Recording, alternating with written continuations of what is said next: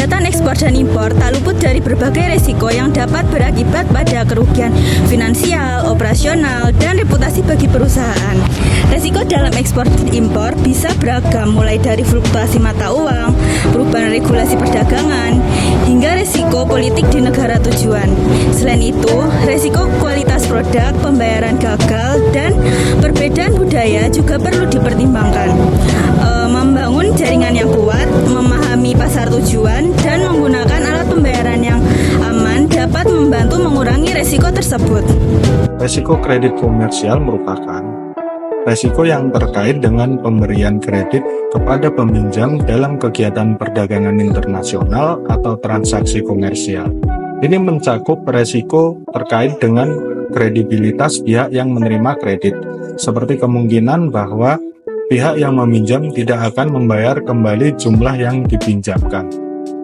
Berikutnya adalah resiko-resiko yang dapat terjadi dalam kredit komersial. Yang pertama adalah ketidakpastian ekonomi atau fluktuasi ekonomi global dapat mempengaruhi kemampuan pembeli atau penjual untuk memenuhi kewajiban pembayaran atau penerimaan pembayaran yang memperkuat resiko kredit komersial.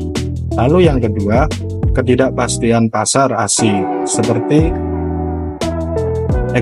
eksportir harus menghadapi resiko ketidakpastian dalam kondisi menghadapi resiko yang tidak pasti, seperti dalam pasar asing termasuk fluktuasi mata uang asing sangat mengalami banyak perubahan dan regulasi dalam negara sangat berubah-ubah. Lalu yang ketiga adalah resiko mata uang. Perubahan nilai tukar mata uang bisa mempengaruhi nilai pembayaran dan kewajiban tagihan dalam transaksi ekspor dan impor yang menjadi sebuah bagian dari resiko kredit komersial. Lalu cara mengatasi resiko-resiko tersebut adalah yang pertama, penggunaan letter of credit. Menggunakan letter of credit dapat menjadi solusi untuk mengurangi resiko kredit dalam ekspor. Letter of credit adalah jaminan pembayaran dari bank kepada eksportir sehingga memastikan pembayaran akan diterima secara tepat waktu. Lalu yang kedua, diversifikasi pemberian kredit. Dilakukan pemberian kredit yang berbagai macam seperti berbasis industri, perusahaan, skala perusahaan, atau bidang usaha. Lalu yang ketiga, asuransi ekspor atau ACI. Melindungi diri dengan asuransi kredit ekspor dapat menjadi langkah penting dalam mengatasi resiko kredit. Lalu yang terakhir adalah analisis pasar dan pelanggan. Melakukan analisis pasar dan pelanggan secara menyeluruh dapat membantu dalam mengidentifikasi resiko-resiko potensial serta mengambil langkah-langkah preventif yang sesuai. Political and country risk. Risiko politik dan negara adalah istilah yang digunakan dalam konteks bisnis dan investasi untuk menggambarkan potensi kejadian yang dapat mempengaruhi stabilitas ekonomi dan keuangan suatu negara. Risiko politik dapat timbul dari berbagai faktor, termasuk peristiwa politik, ekonomi, dan sosial yang dapat mempengaruhi investasi dan bisnis di suatu negara. Risiko-risiko tersebut dapat berasal dari berbagai faktor, termasuk hubungan diplomatik, kebijakan global. Berikut ini saya akan menjelaskan beberapa risiko utama dari political and country risk. Yang pertama yaitu ketergantungan ekonomi yang berlebihan. Kedua, ketegangan politik antar negara. Ketiga, keseimbangan pembayaran yang terganggu. Dan yang keempat, ketergantungan terhadap pasokan strategis. Langkah-langkah seperti diversifikasi pasar, pembangunan infrastruktur yang tangguh, serta serta diplomasi yang bijaksana dapat membantu mengurangi dampak negatif dari resiko-resiko ekspor-impor terhadap politik dan negara ini. Dokumen high-risk atau risiko dokumen adalah potensi masalah yang muncul terkait dengan proses pembuatan, pengelolaan, dan pemenuhan dokumen yang diperlukan untuk perdagangan internasional atau ekspor dan impor. Risiko ini terjadi karena beberapa faktor, seperti yang pertama, ketidaksesuaian dokumen, yang kedua, kesalahan administratif, yang ketiga, dokumen hilang atau terlambat, yang kelima, persyaratan dokumentasi yang berubah, dan yang kelima, pemalsuan atau penipuan dokumen, dan yang keenam, kurangnya pengawasan dokumentasi, dan yang terakhir, risiko kepatuhan dan regulasi. Ya, cara mengatasi risiko dokumentasi. Yang pertama, pemeriksaan dokumen yang ketat. Yang kedua, pelatihan kesadaran karyawan. Dan yang ketiga, penggunaan sistem teknologi, pelacakan dan manajemen dokumen. Serta yang kelima, bekerja dengan mitra yang terpercaya. Yang keenam, asuransi dokumen. Dan yang terakhir, konsultasi dengan ahli perdagangan internasional.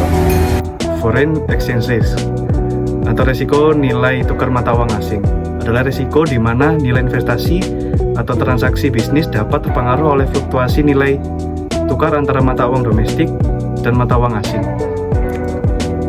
Berikut beberapa penjelasan terkait foreign exchange risk. Foreign exchange risk merujuk pada potensi kerugian yang dapat timbul dari pergerakan nilai tukar mata uang asing terhadap mata uang domestik. Risiko ini muncul ketika transaksi keuangan yang melibatkan lebih dari satu mata uang. Penyebabnya adalah fluktuasi nilai tukar mata uang asing disebabkan oleh beberapa faktor, seperti kondisi ekonomi, kebijakan moneter, inflasi, defisit neraca perdagangan, dan faktor politik suatu negara. Dampaknya, foreign exchange risk dapat mempengaruhi keuntungan atau kerugian perusahaan yang terlibat dalam transaksi lintas negara, seperti ekspor-impor, investasi asing, atau pinjaman luar negeri. Pergerakan nilai tukar mata uang yang tidak menguntungkan dapat mengurangi pendapatan, meningkatkan biaya, atau menurunkan nilai aset. Manajemen risiko. Untuk mengelola foreign exchange risk, perusahaan dapat menggunakan beberapa strategi seperti hedging atau lindung nilai. Dengan menggunakan instrumen derivatif seperti kontrak berjangka atau futures, opsi, atau swap mata uang. Selain itu, perusahaan juga dapat melakukan diversifikasi mata uang, mencocokkan aset dan liabilitas dalam mata uang yang sama, atau melakukan transaksi dalam mata uang domestik jika memungkinkan. Secara keseluruhan, foreign exchange risk merupakan risiko yang harus dipertimbangkan oleh perusahaan atau investor yang terlibat dalam transaksi lintas negara atau memiliki exposure terhadap mata uang asing. Manajemen risiko yang efektif diperlukan untuk mengurangi dampak negatif dan fluktuasi nilai tukar mata uang. Ini saya akan menjelaskan mengenai strategi mengelola risiko. Yang pertama yaitu penilaian risiko, yang kedua asuransi ekspor dan impor, yang ketiga kontrak yang jelas, yang keempat diversifikasi pasar, yang kelima manajemen mata uang, yang keenam manajemen logistik, yang ketujuh pemantauan dan evaluasi, yang kedelapan yaitu pelatihan dan pendidikan.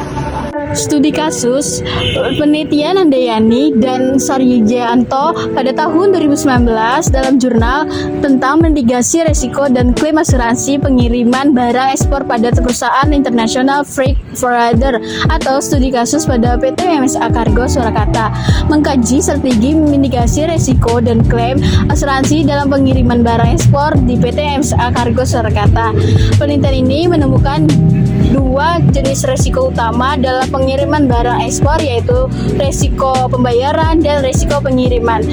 Mekanisme klaim asuransi di PT MSA Kargo dilakukan dengan mengajukan surat klaim kepada perusahaan asuransi melalui PT MSA Kargo. Dokumen yang diperlukan untuk klaim asuransi termasuk polis asuransi, bukti pengiriman, dan bukti kerusakan atau kehilangan. Penelitian ini memberikan kontribusi penting dalam memahami strategi mitigasi risiko dan klaim asuransi dalam pengiriman barang ekspor di Indonesia. Temuan penelitian ini dapat membantu perusahaan freight forwarder lainnya dalam meningkatkan kualitas layanan mereka dan melindungi kepentingan eksportir. Sekian dan terima kasih.